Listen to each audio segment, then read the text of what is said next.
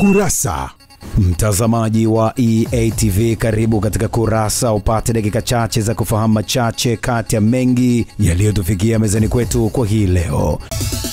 Tuanze kukupekulia kurasa kwa hili. Wakati mijadala kadhaa ikiendelea juu ya upatikanaji wa ajira kwa vijana, huku wasomi wa vyuo vikuu wakiaswa kujiunga na VETA, baadhi ya vijana waliojiajiri kupitia mitaji midogo ya kibiashara wamesema ni heri vijana wakawekeza kwenye kujiajiri kuliko kuajiriwa. Wakizungumza na EATV, wamesema kwa uzoefu wao wa kujiajiri kwenye biashara ndogo ndogo hawaoni haja ya kutafuta ajira, kwa sababu ajira zinataka uzoefu. Waajiri wanataka watu wazoefu, na mimi kama kijana sina uzoefu huo. Kwa lazima ninapoanza kutafuta kazi siweze kupata kwa sababu sina uzoefu. Waajiri wanataka watu wazoefu, kwa hiyo ni bora kujiajiri. Kwa sababu kwanza nakuwa free na ninachokifanya najipangia muda wangu.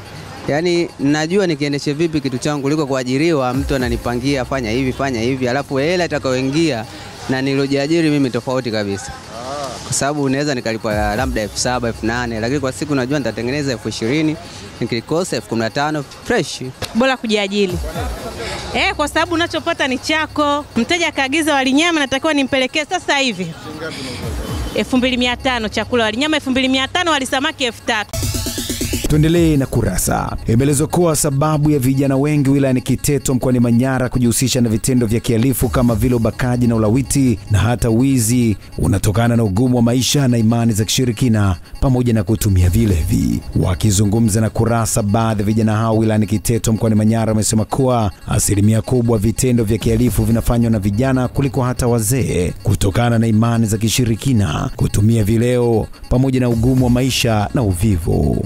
Ugumu wa maisha kwa sababu ajira, kwa mfano kwa hapa Kiteto vijana wengi, yani asilimia nyingi ya kazi ambayo tunafanya ni bodaboda, lakini pia kupitia hizo pikipiki zetu ambazo tunazo kwanza ni mbovu, wateja hamna, bei hazibadiliki na tamaa kutokana na wengine baadhi yao. Unakuta kwamba mambo ya kuiga kama mtu anaweza kaamua kwamba kuiga labda Ulaya wanafanya hivi. Vijana wengi tunachagua kazi. Ukizingatia wilaya yetu hii ya Kiteto tunahusishwa na kilimo. Sasa wengi hatutaki kujituma kwenda kulima na kufanya kazi za nguvu. Na ubakaji inahusiana na imani za shirikina moja kwa moja mimi naona. Ndio karifu huwa vinazidi kuongezeka kwa sababu anataka kupata hela kwa njia rahisi.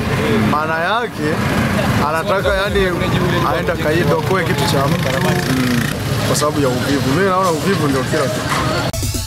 Tumalizie Kurasa kwa hili. Kutokana na foleni kali inayoendelea kutamba katika jiji la Dar es Salaam, huku moja ya sababu ikiwa ni ujenzi wa miundombinu ya barabara unaoendelea, hiyo imekuwa ni fursa kubwa kwa madereva bajaji na madereva bodaboda mkoani hapa. Wakiongea na Kurasa, wamesema msongamano mkubwa wa magari unapelekea abiria wanaotaka kuwahi katika jiji la Dar es Salaam kulazimika kutumia bodaboda ambayo hufika haraka zaidi mara 5 ya daladala.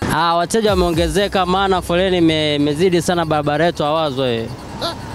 Sasa paka Mwenge Kariakoo foleni imezidi sana. Kwa mtu anaona kukaa nusu saa kwenye gari, ni bora achukue bodaboda sapo kwa haraka anawahi. Hesabu zinaweza kazi zimeongezeka au zimepungua kwa sababu kuna sometime wakati mwingine kwa mfano mimi napaki napiga ruti ya daladala Kinyuki Kariakoo.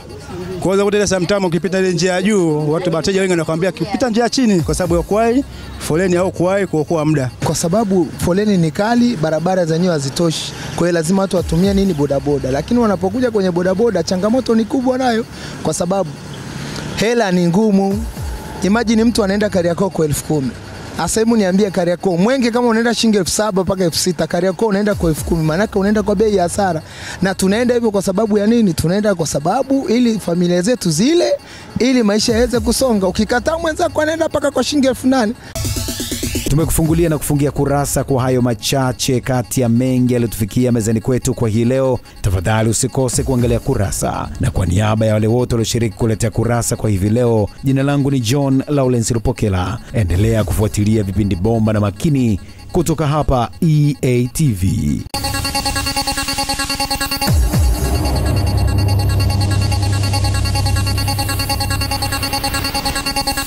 Kurasa.